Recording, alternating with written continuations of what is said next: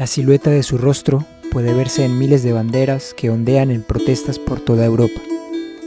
Su apodo de Apo se oye entre los gritos de decenas de miles de personas en manifestaciones multitudinarias.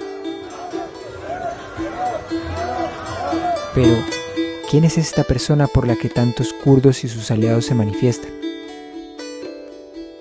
¿Y por qué 69 laureados con el Premio Nobel han firmado recientemente una carta en la que piden a las instituciones internacionales, el Consejo de Europa, el Comité para la Prevención de la Tortura y las Naciones Unidas, que intervengan en su favor frente a Turquía, que lo mantiene aislado ilegalmente desde hace un cuarto de siglo? Para responder a esta y a otras muchas preguntas, tenemos que remontarnos al origen de todo esto.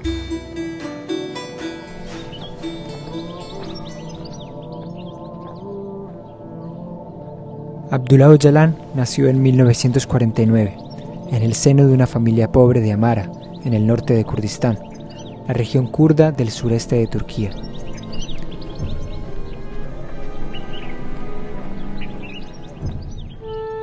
Tras trabajar como funcionario civil en su juventud, estudió en la Universidad de Estambul y más tarde se trasladó a la Facultad de Ciencias Políticas de Ankara.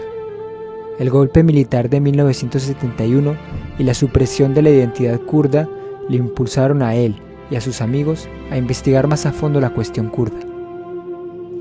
En 1973, Öcalan y un grupo de estudiantes formaron una organización política kurda, basada en el análisis del Kurdistán como una colonia a la que se había negado durante mucho tiempo su derecho a la autodeterminación.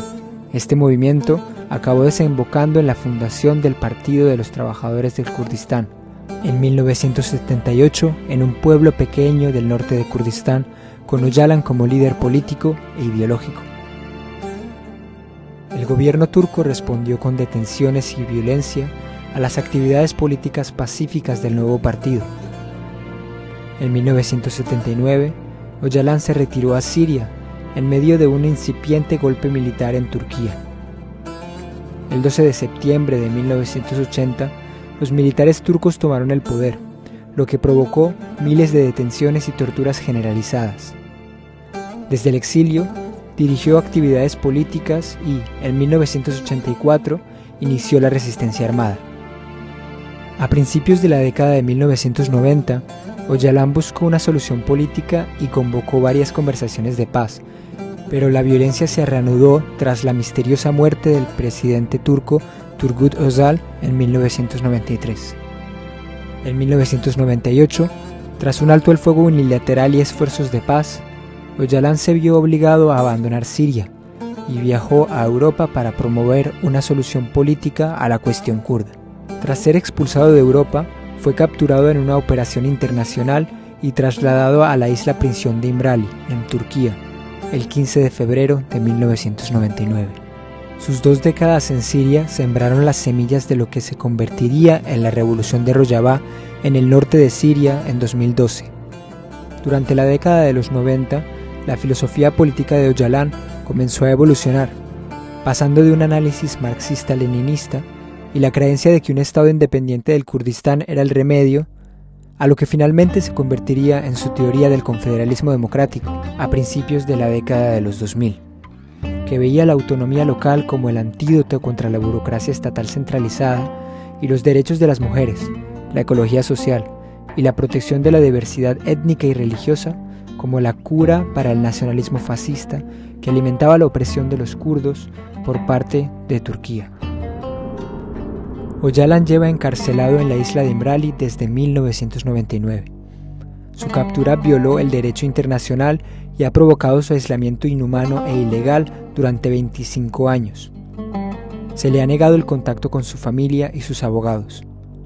Hace ya más de 3 años y medio que Öcalan no tiene comunicación con nadie fuera del sistema penitenciario, aparte de una única visita del Comité para la Prevención de la Tortura que no quiere hablar de lo que ha encontrado.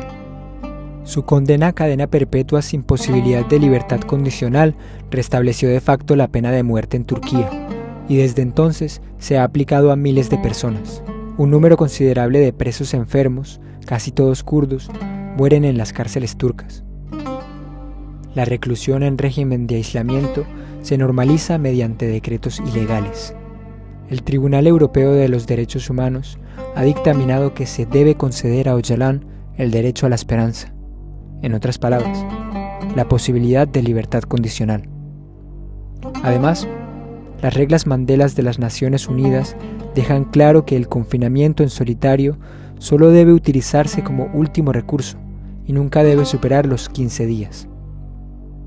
Incumplir estas normas se considera tortura, pero las instituciones internacionales responsables no están cumpliendo con su deber y están ayudando al Estado turco a aislar a Öcalan del mundo entero. Los kurdos en toda la diáspora europea han protestado ante el Parlamento Europeo en Bruselas